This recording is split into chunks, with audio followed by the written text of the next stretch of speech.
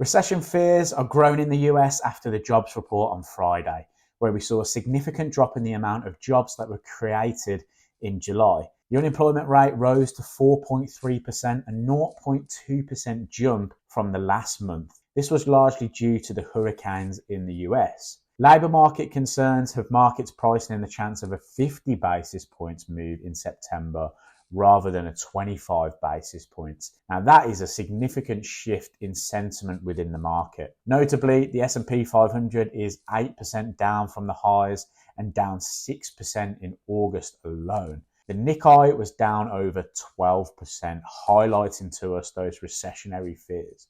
The volatility index, or the fear index, has reached similar levels to that of March 2020. A rise above these levels could trigger further declines in indices. Bloomberg are reporting that traders are pricing in a 60% probability that the Fed will emergency cut this week, again adding fuel to the fire of fear. Just to put some context around that, this wasn't even on the table last week. Another story being thrown around is that Berkshire Hathaway's Warren Buffett has liquidated a significant amount of Apple shares. However, he still holds a large stake in Apple, but this could help drive the fear trade right now. And in Japan, we've arguably seen a hawkish shift for the first time in a very, very long time as the BOJ hiked interest rates to 0.25%, causing the market to move away from the carry trade. We also have the potential of war between Iran and Israel after Israel targeted and killed the leader of Hamas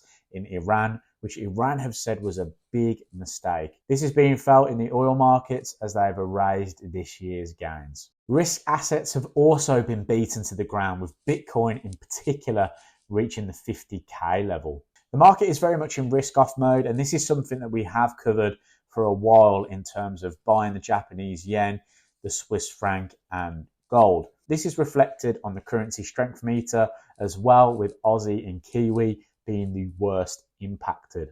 Now, will this change at some point? Yes, it will. But is that this week? I don't think so. I think the risk off is still in play until the volatility index, or the VIX, shows signs of some slowdown.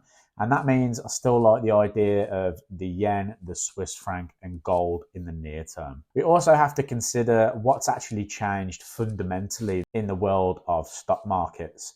Nothing really, right? And what I mean by that is we've still seen decent earnings out of companies such as NVIDIA. Now, this could be a good opportunity for traders to look at the stock market as a discounted price. So, for instance, those that are looking to be on tech stocks like NVIDIA, this could be a perfect opportunity for them to buy.